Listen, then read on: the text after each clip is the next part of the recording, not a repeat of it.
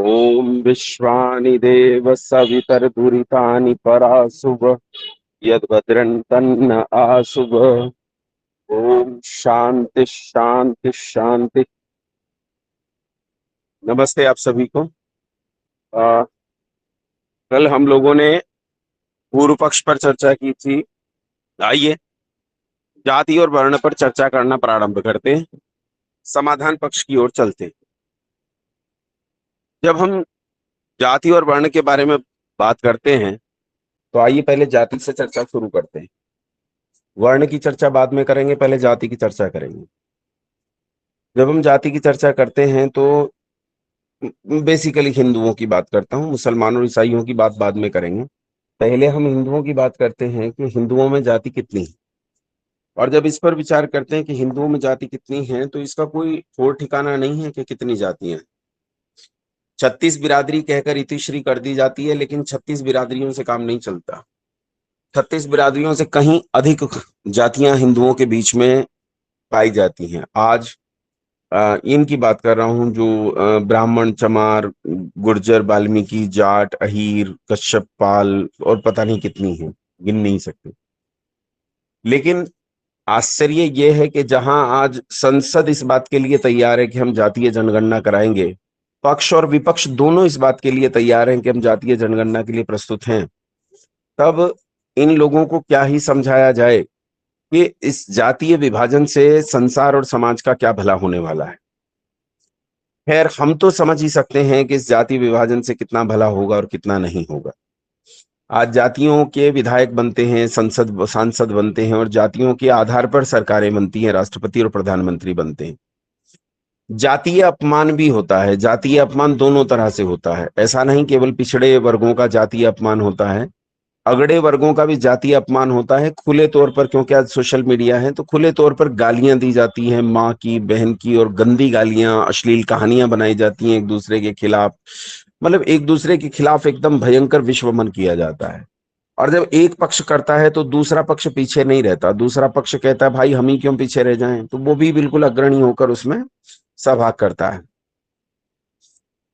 2011 के सेंसस में जो जनगणना हुई थी, उस जनगणना में जातीय जनगणना भी कराई गई थी। आज जो भाई साहब बहुत बड़े नेताजी बने हुए हैं और कह रहे हैं जातीय जनगणना कराऊंगा, खैर अब तो बड़ा छोटा कोई रहा नहीं, क्योंकि सरकार ने भी मान लिया कि हाँ हम जातीय जनगणना कराएंगे। तो अब तो सब चोर चोर मुसेरे भाई हो गए हैं। लेकिन वो जो जातीय जनगणना 2011 में कराई गई थी, उसमें अकेले महाराष्ट्र में 4.5 लाख से ज्यादा जातियां थी और भारत भर में 47 लाख से ज्यादा जातियां थी। अब आप अनुमान कीजिए, जो लोग अपनी मुंह छेंटते हैं कि मैं ये जाति, मैं वो जाति, मैं यहाँ जाति, मैं वहां जाति, तो कितने जाति, कितने कितने बड़े लोग हो तुम। अगर तुम 47 लाख हो तब तो ठीक है, लेकिन जब तुम 47 लाख में एक हो तो तुम्हारी क्या औकात रह जाती है। तुम बंटकर और छंटकर कितने छोटे से रह जाते हो। तुम्हारी क्या ताकत रह जाती है। तुम क्या इस राष्ट्र का भला करोगे, क्या समाज का भला करोगे, और क्या उस जाति का भला करोगे जिस जाति को अपने सिर पर मुकुट चमका कर लड़ रहे। इन जातियों में विभाजन इतना है कि प्रत्येक जाति दो दो हिस्सों में बटी हुई है। आप ये नहीं कह सकते कि ब्राह्मण कह दिया तो काम खत्म हो जाएगा। ब्राह्मण कितने प्रकार के हैं उसकी गणना करना मुश्किल है। कोई कान्य कुब्ज है, कोई सारस्वत है, कोई ये है, कोई वो। अरे भैया, बहुत भयंकर विभाजन है। उसमें भी फिर ऊंचे वाले और नीचे वाले होते हैं। राजपूत कितनी तरह के हैं आप गिन नहीं सकते। वैश्य कितनी तरह के हैं गिन नहीं सकते हैं। अब चमारों में भी कितने वर्ग होते हैं। 6 तरह के चमार तो मैं जानता हूं कि 6 स्तरों पर चमारों को बांटा गया है। जटिया चमार अलग होते हैं, रविदासीय चमार अलग होते हैं, सब अलग अलग होते हैं। जाट भी 2 या उससे अधिक प्रकार के होते हैं। ये ऊंचे वाले, नीचे वाले, आपस में रोटी बेटी का संबंध नहीं है। गुर्जर भी कई स्थानों पर बटे हैं, इनमें आपस में रोटी बेटी का संबंध नहीं है। यादव, यदुवंशी कृष्ण के पुत्र कहे जाने वाले यादव, अहीर, इनकी 17 कुरियां हैं। जितना मैं जानता हूं उतना, इससे ज्यादा भी हो सकती हैं। कोई बहुत भयंकर जातिवादी व्यक्ति होगा तो वो और बढ़िया बताएगा। 17 कुरियां तो इनमें अकेले यादवों यादवों में होती हैं। अब आप विचार करके देखिए, जो जातियां बांटी गई हैं, इन जातियों में कितना विभाजन है। कोई किसी को स्वीकार करने के लिए तैयार नहीं, कोई किसी को सहन करने के लिए तैयार नहीं। लेकिन क्या सच में यही जातियां हैं? तो आप लोगों ने कल जो पूर्व पक्ष लिया ना, मैं इतना प्रसन्न हुआ आप लोगों के पूर्व पक्ष से। एक एक व्यक्ति ने, और मैंने खूब ही आपका विरोध किया। मैंने पूर्व पक्ष में जम के आपका विरोध किया, लेकिन जितने लोग आए उन्होंने डट के प्रश्नों के उत्तर दिए, वो हटे नहीं, घबराए नहीं, ये बहुत बढ़िया बात थी। आइए उसी जाति पर, वैसे विवेचना आप कर चुके हैं लेकिन और थोड़ी सी मैं कर देता हूं, आप ही के शब्दों को आपके बीच में रख रहा हूं। जाति, जाति के लिए शास्त्र क्या कहता है? शास्त्र कहता है समान प्रसवात्मिका इति जाति। जिनका प्रसव एक तरह से होता है उनकी एक जाति है, यानी जिनका जन्म लेने का तरीका एक जैसा है उन सबकी एक जाति है। जन्म लेने का तरीका मतलब जैसे चिड़िया अंडे देती है ना, कोई कोई किसी और प्रकार से बच्चे पैदा करता है, कोई किसी प्रकार से, कोई किसी प्रकार से। तो जो एक प्रकार से बच्चे पैदा करते हैं वो प्रसव का एक तरह का तरीका हो गया। जैसे मनुष्य, तो मनुष्य 9 मास में बच्चे पैदा करता है, और जब वो जनता है तो सीधे बच्चा जनता है, कुछ ऐसा नहीं होता जैसे अंडे जैसी प्रक्रिया होती है, वो कुछ नहीं है। सीधा बच्चा जनता है और बच्चा जन के सीधा स्तनपान करता है और बड़ा होता है। ये बच्चे के जनने की एक ही तरीका है, एक ही प्रोसेस है, और दुनिया के जितने मनुष्य हैं इन सब के भीतर में एक ही प्रोसेस है। इस प्रसव के कारण हम इसे जाति कहते हैं। समान प्रसवात्मिका, जिनमें एक तरह का प्रसव है उनकी एक जाति है, प्रसव में कोई अंतर नहीं। अच्छा, ये प्रसव केवल हिंदुओं में अंतर नहीं, भाई ये भी तो नहीं है कि हिंदुओं में माताएं बच्चा जनती हैं और मुसलमानों में अंडा देती हैं।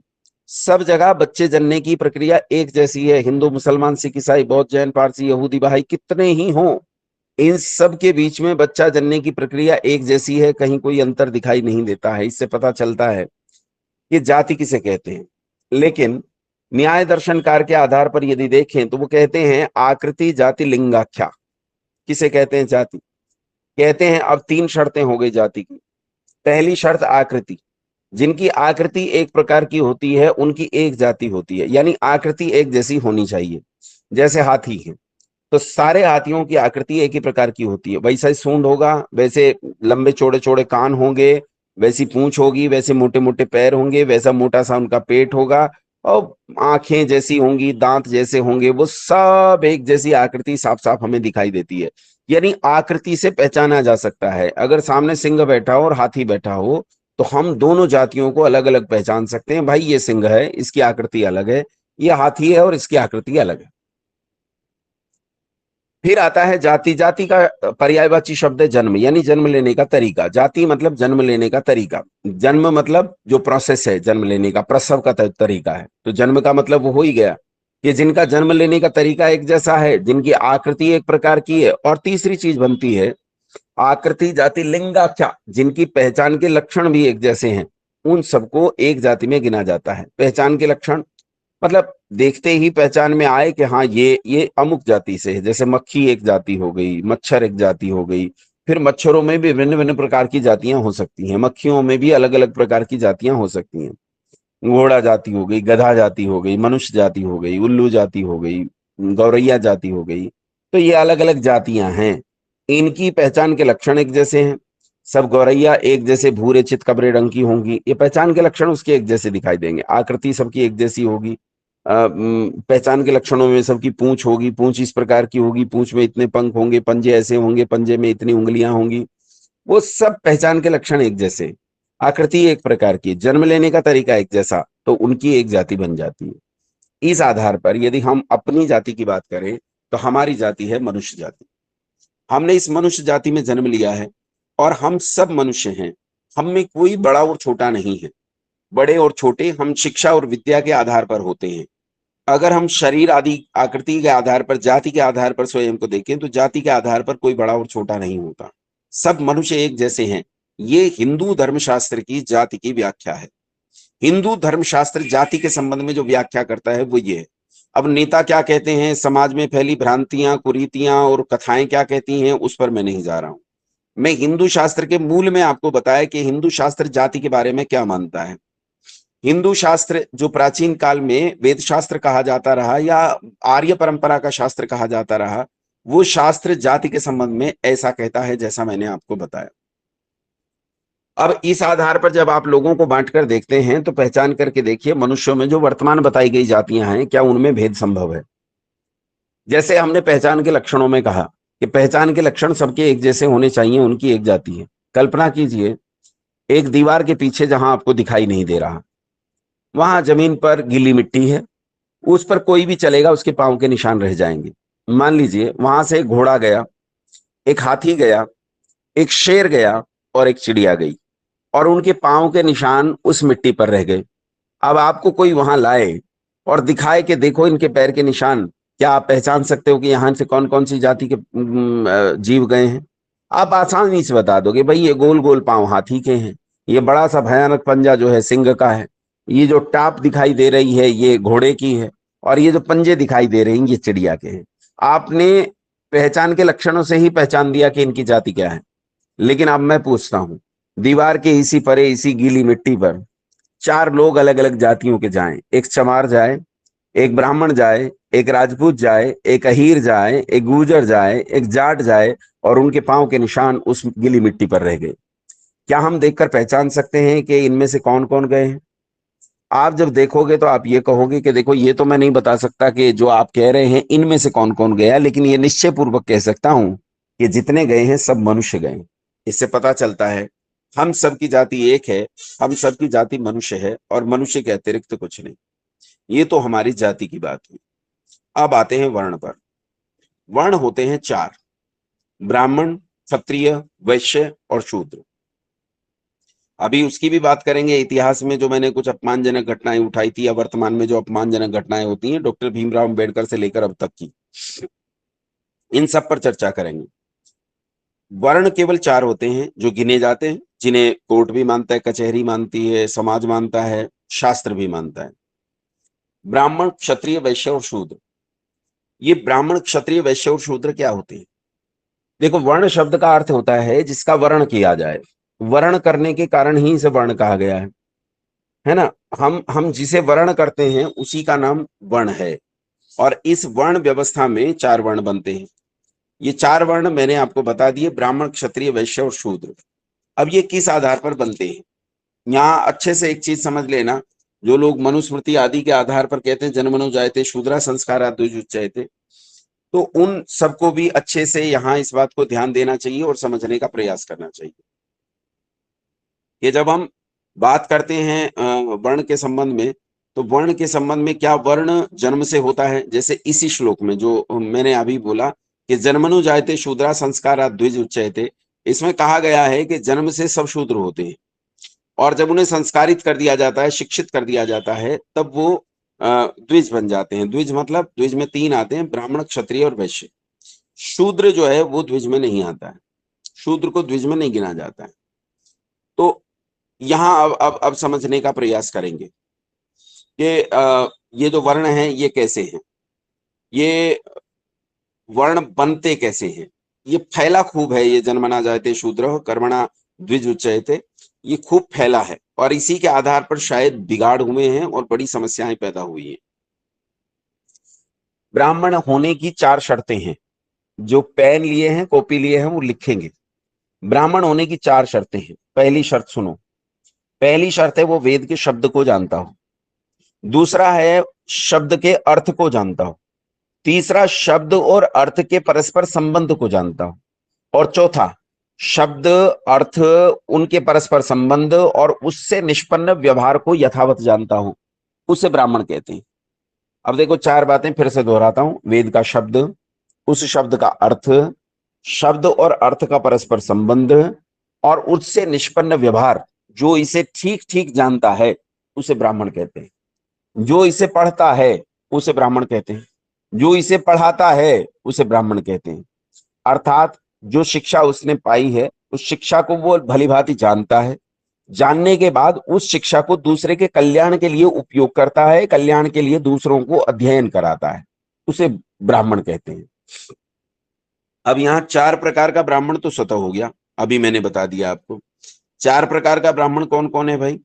चार प्रकार के ब्राह्मण: एक तो केवल शब्द जानता है, एक शब्द और अर्थ दोनों जानता है, और तीसरे प्रकार का हो गया शब्द, अर्थ और उनके परस्पर संबंध को भी जानता है, और सबसे उच्च कोटि का हुआ जो शब्द, अर्थ, उनके परस्पर संबंध और उससे निष्पन्न व्यवहार को यथावत जानता है, उसे ब्राह्मण कहते हैं। इसका एक उदाहरण देख लेते हैं। उदाहरण के आधार पर हम अच्छे से जान पाएंगे कि ब्राह्मण क्या है। जब हम ब्राह्मण की बात करते हैं तो हमें समाज में नामधारी ब्राह्मण बहुत दिखाई देते हैं, है ना? इसमें कोई नाराज नहीं होएगा, मैं उन्हीं लोगों में पैदा हुआ हूं। नामधारी ब्राह्मण बहुत पैदा हुए हैं। बहुत लोग अपने माथे पर प्लेट लेकर घूमते हैं कि हम ब्राह्मण हैं। ऐसे नामधारी ब्राह्मणों ने कितना सुधार किया है उसे भी एक बार देखेंगे। हाँ, जो सच में ब्राह्मण थे उन्होंने कितना सुधार किया है उसे भी देखेंगे। वेद का जब भाष्य हुआ तो वेद का भाष्य करने वालों में 4 नाम प्रमुखता से आते हैं, रावण, उव्वट, महिधर और सायण। वैसे नाम और भी बहुत सारे हैं, मतलब 20 नाम मैं गिनवा सकता हूं, लेकिन ये 4 नाम ऐसे हैं जो प्राचीन काल से हैं और बड़े स्तर पर इनका नाम लिया जाता है। इनमें सबसे प्रबुद्ध व्यक्ति जिसे माना जाता है, सबसे बुद्धिमान और व्याकरण का अध्येता जिसे माना जाता है, जो बहुत बड़े विद्वान हुए, इसमें कोई शक नहीं है कि वो व्याकरण के बहुत बड़े विद्वान हुए हैं। तो उन आचार्य सायण का भाष्य पूरी दुनिया में पढ़ाया जाता है, केवल देश में नहीं, पूरी दुनिया में आचार्य सायण का भाष्य पढ़ाया जाता है। वो आचार्य सायण एक पंक्ति का अर्थ करते हुए कहते हैं, पंक्ति ब्राह्मण ग्रंथ की है कि अष्टापदी गौहु आलंबनिया। इसका अर्थ उन्होंने किया, 8 पैरों वाली गाय की काटकर हवन में बलि देने पर यजमान सीधे स्वर्ग को जाता है। अब ये कल्पना करो, 8 पैरों वाली गाय की टुकड़े टुकड़े करके काट के हत्या करके उसे हवन में डालने पर यजमान स्वर्ग को जाएगा। बाप रे बाप! अच्छा, इससे बड़ा पाप और क्या करेंगे हम? भाई इससे बड़ा पाप क्या करेंगे? लेकिन पाप की पराकाष्ठा तो यह है कि 8 पैरों वाली गाय, ये गर्भवती गाय को कह रहा है, गर्भिणी गाय को, जिसके पेट में बच्चा भी हो। अब 4 पैर उस बच्चे के और 4 इस गाय के, इसे काट के टुकड़े टुकड़े करके हवन में डालने पर यजमान स्वर्ग को जाएगा। अब सोचो, इस व्यक्ति को हम शब्द का विद्वान तो कह सकते हैं, लेकिन न तो ये शब्द का अर्थ जानता है, हो सकता है अर्थ भी जानता हो, लेकिन शब्द और अर्थ का परस्पर संबंध तो बिल्कुल नहीं जानता, और उससे निष्पन्न व्यवहार की तो कल्पना भी नहीं जानता।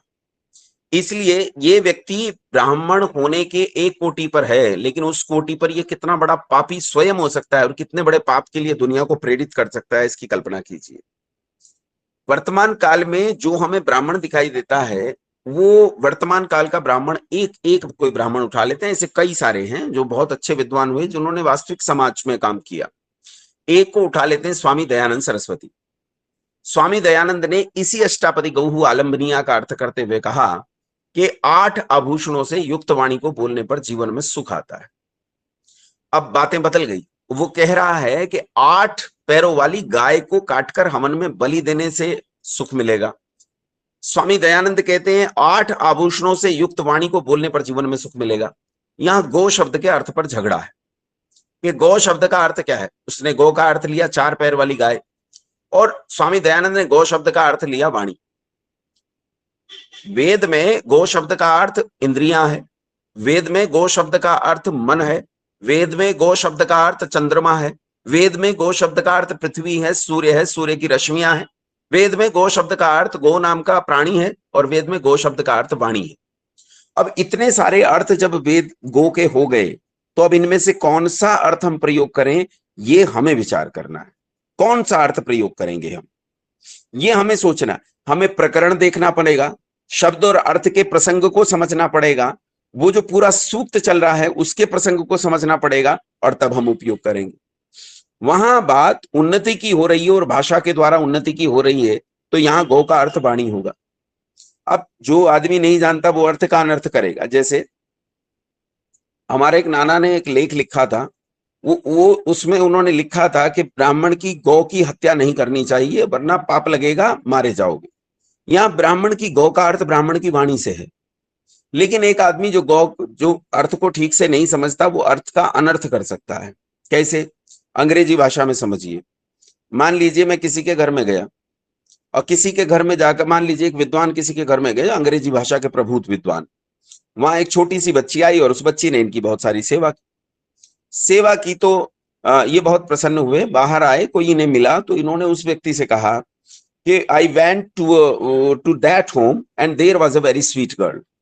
उन्होंने बताया कि मैं उस घर में गया था और वहां एक बहुत स्वीट सी लड़की मुझे मिली। अब जो नया व्यक्ति है जो पूछ रहा है, उसे अंग्रेजी भाषा आती नहीं या टूटी फूटी आती है, तो उसने स्वीट का अर्थ लगाया मीठी, और उसने कहा ये कह रहे हैं कि वहां इन्हें एक मीठी लड़की मिली। अब वो अर्थापत्ति करता है और अपना दिमाग चलाता है, कहता अच्छा इन्हें मीठी लड़की मिली, इसका मतलब क्या है? इसका मतलब ये है कि इन्होंने लड़की को खाकर देखा, तब पता चला खट्टी है कि मीठी है। फिर उसने उनका गोत्र पता किया, भाई इनका गोत्र क्या है, तो देखा इनका गोत्र तो भारद्वाज है। अच्छा, भारद्वाज कुल के ब्राह्मण जो हैं वो नन्ही लड़कियां खा जाते हैं, ऐसे अर्थ का अनर्थ होता है जब हम ठीक को नहीं जानते। यहां भी गो शब्द का अर्थ उन्होंने गाय कर दिया और कहा 8 पैरों वाली गाय की काटकर हवन में बलि देने पर यजमान स्वर्ग को जाएगा, जबकि गौ का अर्थ वाणी था। 8 आभूषणों से युक्त वाणी को बोलने पर जीवन में सुख बढ़ता है। अब इस चीज को और अच्छे से समझने का यत्न करो। स्वामी दयानंद केवल संस्कृत भाषा जानते थे, संस्कृत बोलते थे, संस्कृत में मतलब सेवक के साथ भी संस्कृत में ही बात करते थे।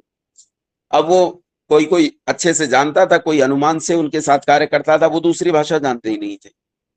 फिर उन्होंने बाद में ये निश्चय किया कि हिंदी भाषा इस देश के अधिकांश क्षेत्र में बोली जाती है, इसलिए सिद्धांतों का प्रचार करने के लिए हिंदी सबसे उत्तम और उपयुक्त भाषा है। अब उन्होंने सोचा जब तक मैं हिंदी के ग्रंथ लिखूंगा तब तक तो बहुत देर हो जाएगी, मैं हिंदी सीखूंगा, बहुत लंबा समय बीत जाएगा। ऐसा कोई व्यक्ति ढूंढ लेते हैं जो हिंदी को जानता हो, संस्कृत भी जानता हो, ट्रांसलेशन कर लेगा, फिर मैं बीच में हिंदी सीख लूंगा, स्वयं से काम करूंगा। तो उन्होंने एक पंडित भीमसेन नाम के व्यक्ति थे, उन्हें वेतन पर, वृत्ति पर अपने पास रख लिया। अब ये संस्कृत और हिंदी के उद्भट विद्वान थे। इधर स्वामी दयानंद संस्कृत बोलते जाते, उधर वो हिंदी लिखते जाते। अब देखो आपकी और मेरी तुलना में वो कितने बड़े विद्वान हैं भीमसेन, लेकिन भीमसेन केवल शब्द जानते हैं, केवल शब्द का अर्थ जानते हैं, न तो संबंध जानते हैं, न तो व्यवहार जानते हैं। वो स्वामी दयानंद जानते हैं। तो स्वामी दयानंद की ये सेवा करने वाले हैं, और सेवा करने वाले को संस्कृत भाषा में शूद्र कहते हैं। पंडित भीमसेन मेरी और आपकी तुलना में ब्राह्मण हैं, लेकिन दयानंद की तुलना में शूद्र हैं। इसका अर्थ ये हुआ, वर्ण तुलनात्मक दृष्टिकोण से भी देखा जाएगा। वर्ण एक तुलनात्मक शब्द है, वर्ण कोई स्वतंत्र शब्द नहीं है, तुलनात्मक शब्द है, तुलनात्मक दृष्टि से देखा जाएगा। जब मैं मेरे आचार्य के वस्त्र धोता हूं, उनकी खड़ा उठाकर रखता हूं, उनके कुटिया में झाड़ू लगाता हूं, तो मैं मेरे आचार्य के शूद्र के तौर पर कार्य कर रहा हूं। लेकिन मैं ही जब मेरे छात्रों को पढ़ाता हूं, तब मैं ब्राह्मण के स्तर पर कार्य कर रहा हूं। इसका अर्थ है पंडित भीमसेन जहां असंख्य लोगों के लिए ब्राह्मण है, वहां पंडित भीमसेन दयानंद सरी के अनेक अन्य विद्वानों के लिए शूद्र के स्थान पर है। वृत्ति पाते हैं, काम करते हैं, यही कार्य उनका है। बस यही परिभाषा ब्राह्मण की है। अब यहीं से बाकी तीनों परिभाषाएं बड़ी आसानी से समझ में आ जाती हैं। क्षत्रिय किसे कहते हैं? क्षत्रिय भी उसे ही कहते हैं जो वेद के शब्द, उस शब्द के अर्थ, शब्द और अर्थ के परस्पर संबंध, उनसे निष्पन्न व्यवहार को जानने वाले ब्राह्मण, उसकी विद्या और उसके द्वारा बनाए गए समाज की रक्षा करता है, उसे क्षत्रिय कहते हैं। वैश्य किसे कहते हैं? वही परिभाषा, जो वेद के शब्द, उसके अर्थ, शब्द और अर्थ के परस्पर संबंध, उससे निष्पन्न व्यवहार को जानने वाले ब्राह्मण, उसकी विद्या, उसके द्वारा बनाए गए समाज, उसकी रक्षा करने वाले क्षत्रिय, इनकी धन द्वारा पालन करता है, पोषण करता है, इन्हें पुष्ट करता है, उसे वैश्य कहते हैं। शूद्र किसे कहते हैं? वही परिभाषा, वेद के शब्द, अर्थ, संबंध और व्यवहार को जानने वाले ब्राह्मण, उसके द्वारा बनाए गए समाज, उसकी विद्या और उस ब्राह्मण की रक्षा करने वाले क्षत्रिय, और इन सब की रक्षा करने वाले वैश्य, इन सारे समाज को सुरक्षित रखने का काम जो करता है, उसका नाम शूद्र है। ये 4 प्रकार का वर्ण है। इसमें विद्या अलग अलग है। ब्राह्मण सर्वोच्च विद्या के स्तर पर है, क्षत्रिय उससे नीचे की विद्या के स्तर पर है, और वैश्य उससे नीचे की विद्या के स्तर पर है, शूद्र उससे नीचे की विद्या के स्तर पर है। ध्यान से समझना, शूद्र सबको नहीं कह सकते। जन्मना जायते शूद्रा, मैं इसे नहीं मानता। अगर मैं ये मानूं कि जन्मना जायते शूद्रा, इसका मतलब है एक वर्ण को तो हमने भी जन्म से मान ही लिया, लेकिन वर्ण तो जन्म से होता ही नहीं है। आचार्य के पास पढ़ने के लिए छात्र गए, 8 वर्ष की आयु में ब्राह्मण का पुत्र, 10 वर्ष की आयु में क्षत्रिय का पुत्र, 12 वर्ष की आयु में वैश्य का पुत्र, और किसी भी अवस्था में शूद्र का पुत्र आचार्य के पास पढ़ने के लिए गए। आचार्य ने द्विजों का उपनयन कर दिया, द्विज अर्थात ब्राह्मण, क्षत्रिय और वैश्य का उपनयन कर दिया। उसने शूद्र का उपनयन नहीं किया, और शूद्र का उपनयन किए बिना शूद्र को पढ़ाना प्रारंभ कर दिया। मंत्र भाग छोड़कर अन्य सब चीजें पढ़ाना प्रारंभ कर दिया, जबकि बाकी तीनों को मंत्र भाग भी पढ़ाया और बाकी सारी चीजें भी पढ़ाई। अब सावधानी पूर्वक देखें, ये भेद क्यों आया है? ये भेद इसलिए आया है क्योंकि ब्राह्मण का पुत्र ब्राह्मण के घर से आया है, उसकी माता ब्राह्मणी है, पिता ब्राह्मण है। ब्राह्मण का अर्थ ब्राह्मण शब्द से नहीं लीजिए, ऐसे समझिए जैसे वो मैकेनिकल इंजीनियरिंग के एक इंजीनियरिंग कॉलेज में एडमिशन लेने गया है और उसके पिता भी मैकेनिकल इंजीनियरिंग के उद्भट विद्वान हैं और माता भी मैकेनिकल इंजीनियरिंग की उद्भट विदुषी है। ऐसा पुत्र उस मैकेनिकल इंजीनियरिंग के बारे में बहुत सारी बातें तो माता पिता से स्वतः ही सीख गया है। और सामान्य पढ़ाई लिखाई, क्योंकि वो बहुत बड़े विद्वान हैं, इसलिए सामान्य पढ़ाई लिखाई तो उसने बहुत छुटपन में सीख ली है, इसलिए उसका उपनयन जल्दी किया गया। और ये प्रिविलेज देते हुए कि वो इतनी विद्या वाले घर से आया है, ये प्रिविलेज देते हुए उसे सब चीजें पढ़ाई जा रही। बस क्षत्रिय का भी ऐसा ही है, कम विद्या से आने के कारण उसका 10 वर्ष की अवस्था में किया गया और प्रिविलेज दिया गया। तीसरा वाला भी ऐसा ही है कि कम विद्या होने के कारण वहां से आया और ये सुविधा उसे दी गई कि उसे भी सब पढ़ाया जाए। शूद्र जो है वो शूद्र का पुत्र है, स्वयं शूद्र नहीं है। बालक जो आया वो शूद्र नहीं है, लेकिन वो शूद्र का पुत्र है। वो ऐसे परिवार से आया है जहां विद्या का लेश भी नहीं। उपनयन संस्कार का अधिकार जो है वो माता पिता का है। ब्राह्मण के पुत्र का उपनयन उसके पिता ने किया, क्षत्रिय के पुत्र का उपनयन उसके पिता ने किया, वैश्य के पुत्र का उपनयन उसके पिता ने किया, क्योंकि तीनों ही संस्कार करना जानते हैं, तीनों पढ़े लिखे हैं। लेकिन शूद्र किसी कारण से वो बेचारा नहीं पढ़ पाया था, इसलिए वो नहीं जानता, तो वो उपनयन नहीं कर सकता। उसने बिना उपनयन किए ही आचार्य के पास भेज दिया। अब आचार्य ने जब 4 छात्र उसके द्वार पर पहुंचे तो आचार्य उनकी विद्या को उनके गले में पड़े यज्ञोपवीत से पहचानता है। 3 तो द्विज आए हैं, 1 शूद्र आया है। अब उसी हिसाब से उन्हें विद्या देगा। तीनों द्विजों को सब कुछ पढ़ाया, लेकिन उसके लिए मंत्र भाग रोक दिया। जब विद्या पढ़ना शुरू हुआ तो फिर एक संस्कार आता है, समावर्तन संस्कार। समावर्तन संस्कार तक आचार्य समझ जाता है कि इन छात्रों में से कौन पढ़ने लायक था और कौन पढ़ने लायक नहीं था। आचार्य ने अच्छे प्रकार जांच कर परखा कि जो ब्राह्मण का पुत्र आया था उसमें कोई योग्यता नहीं, निरा निकम्मा 1 नंबर का मूर्ख है।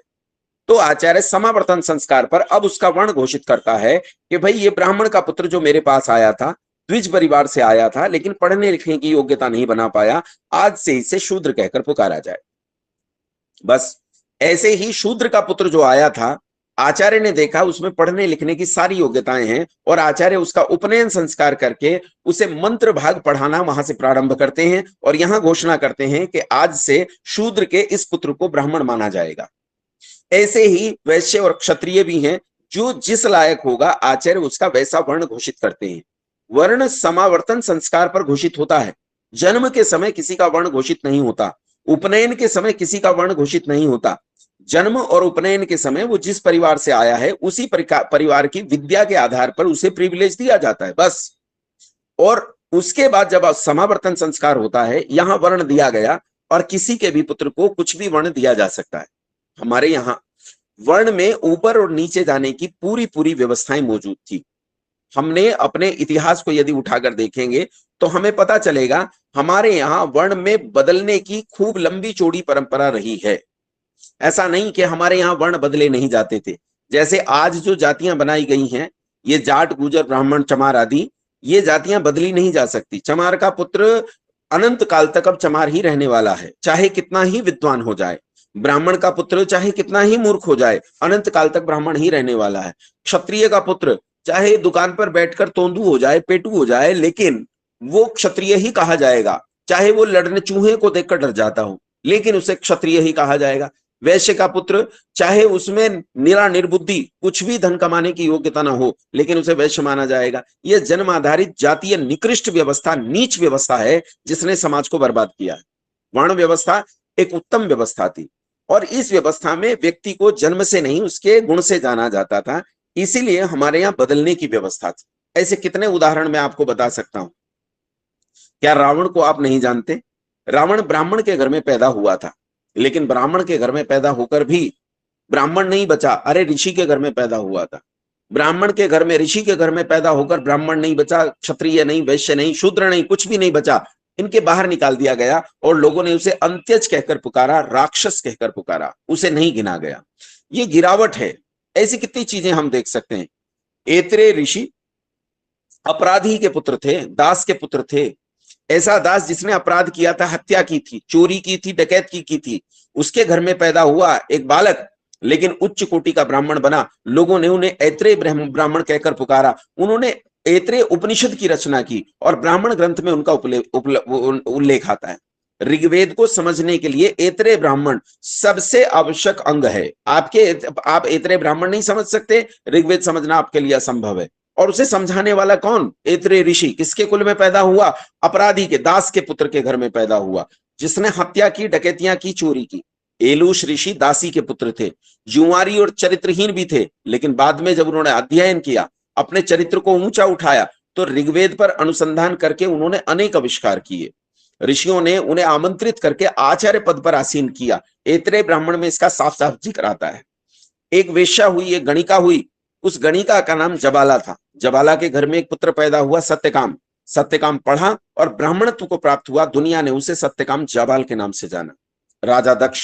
राजा दक्ष के पुत्र हुए पृषद, शूद्र हो गए, गिर गए, उठे नहीं, योग्यता प्राप्त नहीं की तो गिर गए। प्रायश्चित स्वरूप तपस्या करके उन्होंने फिर आगे की, अपनी योग्यता प्राप्त की। ऐसा विष्णु पुराण में स्पष्ट तौर पर जिक्र आता है।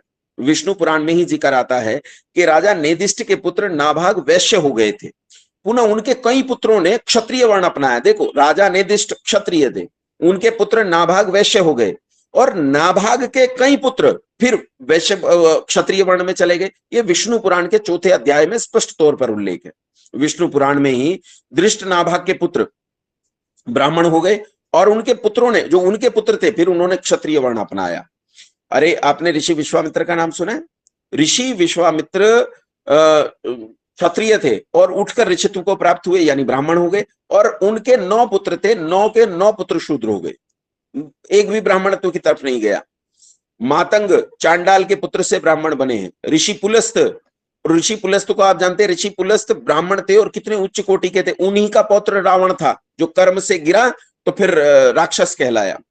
राजा रघु के पुत्र प्रवृद्ध, वो भी अंत्यज हो गए, यानी ब्राह्मण, क्षत्रिय, वैश्य और शूद्र इनसे बाहर हो गए। त्रिशंकु नाम का एक राजा चांडाल घोषित किया गया। हमने महाभारत में पढ़ा है, विदुर दासी के पुत्र थे, दासी से पैदा हुए, लेकिन ब्राह्मण कहलाए और हस्तिनापुर राज्य के, उस समय के सबसे शक्तिशाली राज्य के महामात्य बने। इतनी कितनी बातें हम कर सकते हैं। वेद में अति परिश्रमी और कठिन कार्य करने वाले व्यक्ति को शूद्र कहा है। तप से शूद्रम, यजुर्वेद कहता है। इसलिए शूद्र होना कोई बुरी बात नहीं है। शूद्र होने का संबंध सीधा विद्या से होता है, विद्या के अलावा किसी चीज से नहीं होता। बंधुओं, गिरना उठना ये दोनों हमारी परंपराओं में रहे हैं। यही वर्ण व्यवस्था थी, और इस वर्ण व्यवस्था को त्याग कर जब हम जाति व्यवस्था में गए, तब हमारी हालत खराब हो गई। एक छोटा सा और इस प्रसंग समझ लीजिए, यहाँ छुआछूत को हम समझ लेते हैं। छुआछूत को हम मानना चाहिए कि नहीं मानना चाहिए? एक बार सब लोग माइक ऑन करके एक बार अनम्यूट कर दीजिए सबके लिए। छुआछूत अच्छी चीज है कि बुरी चीज है? बुरी चीज है।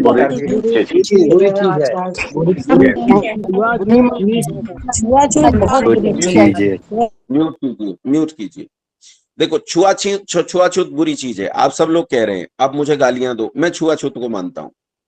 मैं छुआछूत को मानता हूं और छुआछूत माननी चाहिए। छुआछूत बुरी चीज नहीं है, छुआछूत अच्छी चीज है, लेकिन छुआछूत को समझना पड़ेगा, अस्पृश्यता को समझना पड़ेगा। अस्पृश्यता है क्या? जब समझोगे तब बिगाड़ की चीज नहीं लगेगी। मैं एक छोटा उदाहरण देता हूं। मेरे घर में मेरे पिता और मैं ही बहुत लंबे समय से अकेले निवास करते चले आए। बस 2 ही लोग घर में रहते। ये बहुत पहले की बात है। मैं बाहर से आया, देर हो गई थी, मैं घर पे पहुंचा। मेरे पिता घर पे अकेले थे, उन्होंने खिचड़ी बनाई होगी, खिचड़ी बनाकर खुद खा ली होगी। अच्छा, कुछ गरम गरम खिचड़ी बची हुई थी। उसी समय मैंने प्रवेश किया, तो मेरे पिता ने लाड़ में, जैसे पिता जो है वो पुत्र का स्नेह करता है, और फिर उसकी अनुरक्षणा ऐसी होती है कि पुत्र चाहे जितना बड़ा हो जाए, पुत्र चाहे बूढ़ा ही क्यों ना हो जाए, अगर पिता जीवित है तो तब भी वो छोटे बालक की तरह ही देखता है। तो मेरे पिता ने मेरे घर में घुसते ही कहा, अरे तू बड़े समय पर आया है, जल्दी से स्नान कर ले और संध्या करके वो कर ले, तेरा खिचड़ी जो है एकदम तैयार रखी है, गरम गरम खिचड़ी है, मैंने बनाई। तो मैं गया, स्नान किया, मैं खटपट करने लगा। पिताजी आए तो बोले, रसोई में क्या कर रहा है? मैंने कहा, पिताजी खिचड़ी बनाऊंगा। बोले, खिचड़ी तो बनी रखी है, मैंने बना रखी है, अभी गरम गरम है। मैंने कहा, पिताजी मैं वो खिचड़ी नहीं खाऊंगा। बोले, क्यों? वो खिचड़ी क्यों नहीं खाएगा? कुछ और बना रहा है? मैंने कहा, नहीं, कुछ और तो आता ही नहीं है, खिचड़ी ही बना सकता हूँ, वही बना रहा हूं। तो बोले, तो उसे क्यों नहीं खाएगा? वो खिचड़ी ही तो है। तो मैंने कहा, वो इसलिए नहीं खाऊंगा क्योंकि आपने बनाई है, आपके हाथ का छुआ मैं नहीं खा सकता। तो बोले, अरे बाप रे, तू मेरे हाथ का छुआ क्यों नहीं खा सकता? मैंने कहा देखो हमारे यहाँ विधान है, हिंदू परंपरा में, आर्य परंपरा में एक विधान है कि हम अंत्यज के हाथ का छुआ नहीं खाते। आर्य लोग 4 प्रकार के होते हैं, ब्राह्मण, क्षत्रिय, वैश्य और शूद्र, और ये चारों अंत्यज के हाथ का छुआ नहीं खाते। पिताजी बोले अंत्यज मतलब? मैंने कहा जी देखो, जो बुरा काम करता है, मांस का, मच्छी का काम करता है, कोई शराब पीने का काम करता है, बुरा काम करता है, चोरी करता है, हत्याएं करता है, या तंबाकू खाता है, बीड़ी पीता है, सिगरेट पीता है, कुछ भी खराब खान पान है, उनके हाथ का छुआ हम नहीं खाते। अच्छा, मेरे पिता बीड़ी पीते थे उस समय, तो इसीलिए मैंने कहा था। तो पिताजी बोले मतलब?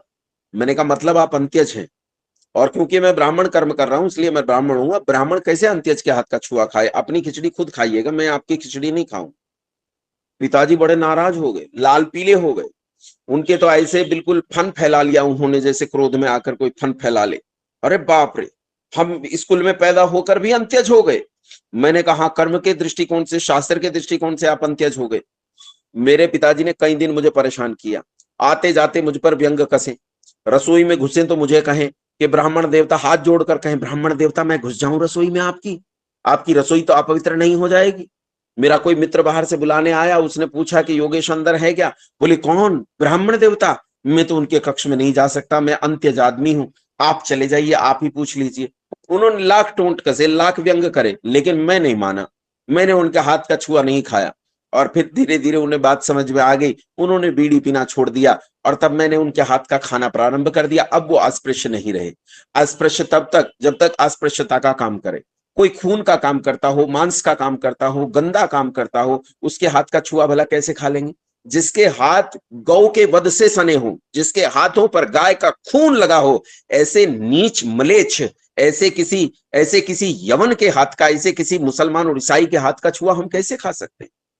एक बार स्वामी दयानंद के पास एक ईसाई आया, उसने निमंत्रण दिया कि हमारे घर आइए, भोजन कीजिएगा। तो स्वामी दयानंद ने कहा नहीं, आप तो ईसाई हो ना? बोले हाँ ईसाई हूं। बोले मैं आपके घर में आकर भोजन नहीं कर सकता। अब वो बोला कि लेकिन आप तो अस्पृश्यता को नहीं मानते, छुआछूत को नहीं मानते। तो स्वामी दयानंद ने कहा मैं मनुष्यों के बीच में छुआछूत को नहीं मानता, लेकिन जो बुरा काम करते हैं उनके बीच में मैं छुआछूत को जरूर मानता हूं। तुम मांस खाते हो, गौओं को काटते हो, गौओं का वध करते हो, तुमने मेरे देश पर शासन स्थापित किया है, मेरे देश को परतंत्र बनाया, गुलाम बनाया है। ऐसे दुष्ट लोगों के हाथ का भोजन मैं कदापि न करूंगा, बिल्कुल स्वीकार न करूंगा। बंधुओं, अस्पृश्यता यहां तक तो ठीक है, लेकिन जब आप मनुष्य मनुष्य के बीच में भेद करके अस्पृश्यता खड़ी करते हैं तो वो एक भयंकर वस्तु हो जाती है। इसलिए 4 वर्ण हमारे, ये चारों वर्ण आर्य कहे जाते हैं, इनमें कोई अस्पृश्यता नहीं। शूद्र, ब्राह्मण, क्षत्रिय, वैश्य, इनमें अस्पृश्यता नहीं, लेकिन इनके बाहर कोई दुष्ट कर्म करे तो उसके साथ अस्पृश्यता करनी ही चाहिए। मैं तो मुसलमान के घर का भोजन नहीं खा सकता, मैं तो ईसाई के घर का भोजन नहीं खा सकता। हाँ, अगर वो किसी ब्राह्मण, क्षत्रिय, वैश्य या शूद्र की रसोई से लाकर भोजन देगा तो निश्चित रूप से खा लूंगा, उसमें कोई दोष नहीं। रही बात शूद्र और ब्राह्मण की, तो याद रखें ब्राह्मण की रसोई कौन बनाएगा? ब्राह्मण की रसोई शूद्र बनाएगा, क्योंकि ब्राह्मण का जो कर्म है वो शूद्र नहीं कर सकता। अगर ब्राह्मण शूद्र का कर्म करने लगेगा, वो अपने घर का सारा कार्य स्वयं करने लगेगा, जो सेवा कार्य है वो अपने आप से करेगा, तो फिर ब्राह्मण का कर्म कौन करेगा? इसलिए ब्राह्मण की रसोई हमेशा शूद्र बनाया करे, और शूद्र जब ब्राह्मण की रसोई बनाएगा इससे प्रेम पनपेगा। हमारे यहाँ एक व्यवस्था थी, धाय बच्चे को दूध पिलाती थी। धाय शूद्रा ही तो होती थी, धाय शूद्र होती थी। राजाओं के घर में बच्चे को दूध पिलाती थी, ब्राह्मणों के, वैश्यों के घर में बच्चे को दूध पिलाती थी। और देखो, जब बच्चा उसका दूध पी लेता था तो जैसे वो अपनी माँ का सम्मान करता था जीवन पर्यंत, वो इसका भी सम्मान करता था, इसको भी माँ के समान मानता था। समाज में आपस में विग्रह समाप्त होते थे, भेद समाप्त होते थे, एक जैसा कुटुंब बनता था, अलग अलग नहीं रहते थे। जब से हमने वर्ण व्यवस्था को छोड़ा और इस जाति व्यवस्था को, इस नीच जाति व्यवस्था को स्वीकार किया, तब से बिगाड़ पैदा हो गई। अब रही बात एकलव्य की और कर्ण की, सावधानी से सुने। तो किन्होंने कहा था, मेरे नाम याद नहीं रहा, बहुत अच्छा कहा था कि कर्ण असल में कुछ गुणों से संपन्न था, उसके भीतर बहुत अच्छे गुण थे, इसमें कोई संदेह नहीं। लेकिन कर्ण एक कुंठित मानसिकता का व्यक्ति भी था, उसमें कुंठा थी। वो अर्जुन का एक एक ऐसा विरोध करता था जिसका कोई लेना देना नहीं था, और उसके इस व्यवहार के कारण काफी लोग उससे खिन्न हो गए। श्री कृष्ण जैसे विद्वान, वो तो इन खिन्नताओं से परे के व्यक्ति थे, इसलिए वो खिन्न नहीं हुए। लेकिन कर्ण के साथ जो भी हमें अपमानजनक व्यवहार देखने को मिलता है, वो उसके व्यवहार के कारण देखने को मिलता है। अन्यथा आप देखिए कहीं भी अन्य स्थानों पर उसे पूज्य ही माना जाता है। जहां दानी की बात आती है उसे पूज्य माना जाता है। कहां? जब रंगस्थली में उसने खामखा जाकर चुनौती दी। अरे भाई, उनके अपने परिवार का उत्सव चल रहा है, तुम क्यों उस परिवार के उत्सव में टांग अड़ा रहे हो? अच्छा, इसने जाकर वहां टांग अड़ाई और अड़ाकर खामखा वहां लड़ने का प्रयास किया। दूसरी चीज, अन्य स्थानों पर यदि देखें तो अन्य स्थानों पर कहीं उस स्तर पर खड़ा नहीं होता है। जब जब हम बात करते हैं कि कर्ण महान योद्धा था, मैं भी मानता हूं कर्ण महान योद्धा था, परशुराम का शिष्य था और उनके काल में सबसे बड़े योद्धाओं में उसका नाम आता था। लेकिन यही कर्ण था ना, जब अज्ञातवास में पता चल गया कि राजा विराट के यहाँ पांडव शायद छिपे हैं, तो सारी सेना को लेकर हमला किया था। और उस समय अकेले अर्जुन ने सभी को परास्त किया था। उनमें कर्ण भी तो था, उनमें पितामह भीष्म भी तो थे, उनमें द्रोणाचार्य भी तो थे। और वहां तो ये भी नहीं पता था भीष्म, द्रोणाचार्य और कर्ण आदिकों के सामने अर्जुन है, ये पता नहीं था, क्योंकि वो तो हिजड़ा बना हुआ था उस समय, विरेलना बना हुआ था। और विरेलना बने हुए अर्जुन ने निसंदेह उस समय इन सारे महायोद्धाओं को एक साथ पराजित किया था। निसंदेह अर्जुन अपने काल का सबसे बड़ा योद्धा था। और जैसे किसी बड़े बड़े व्यक्ति से छोटे लोग चिढ़ा ही करते हैं, आजकल भी तो कुछ लोग चिढ़ जाते हैं। भाई कुछ लोग ऐसे हैं जो ये चिढ़ते हैं, ये नरेंद्र मोदी 11 साल से प्रधानमंत्री क्यों है, मैं क्यों नहीं बन जाता, मुझे कुछ भी करूं प्रधानमंत्री बनूंगा, है ना? ऐसा बहुत लोग सोचते हैं। तो ये चिढ़ और कुंठा पैदा हो जाती है और उस कुंठा के कारण समस्याएं होती हैं। ये तो कर्ण की समस्या थी, अपमान की। यहाँ कोई वैसा वर्ण वाला भेद तो नहीं था। अब बात आती है एकलव्य की, कि एकलव्य के साथ तो बुरा हुआ।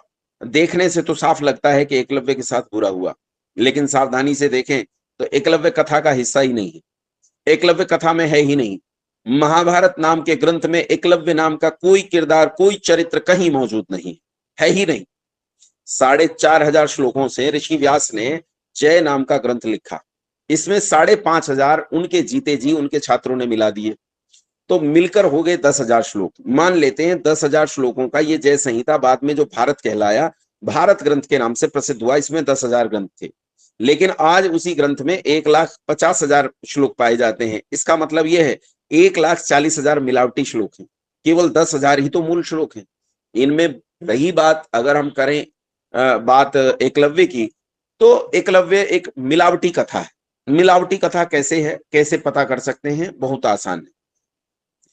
किसी भी कथा में यदि किसी चरित्र को निकाल देने से उस कथा की सेहत पर कोई प्रभाव नहीं पड़ता, इसका मतलब वो बाहर से जोड़ी गई कथा है। और अगर चरित्र को निकाल देने से कथा पूरी तरह प्रभावित हो जाती है, इसका मतलब वो उस कथानक का मूल चरित्र है। जैसे उदाहरण देखते हैं, महाभारत के युद्ध में अगर हम द्रौपदी नाम के चरित्र को निकाल दें तो क्या कथा चल पाएगी? कभी नहीं। अर्जुन नाम के चरित्र को निकाल दें, कथा चलेगी? कभी नहीं। दुर्योधन को निकाल दें, कथा चलेगी? कभी नहीं। भीष्म को निकाल दे, कथा चलेगी? कभी नहीं। लेकिन एकलव्य को निकाल दो, कथा की सेहत पर कोई प्रभाव नहीं पड़ता। कथा बाहर से जोड़ी गई है। ठीक वैसी ही कथा है जैसे रामायण में श्रवण कुमार की कथा बाहर से जोड़ी गई है। श्रवण कुमार वाली कथा भी मूल कथानक का हिस्सा नहीं है, ये बाहर से जोड़ी गई मिलावटी कथा है। और वैसी ही एकलव्य की कथा है। इसलिए जो डिस्क्रिमिनेशन है वो ये अभी 2,500 साल के उरे उरे का है, उससे परे का नहीं है। उससे परे वर्णों के बीच में कोई अपमानजनक बात हमें कहीं दिखाई नहीं देती।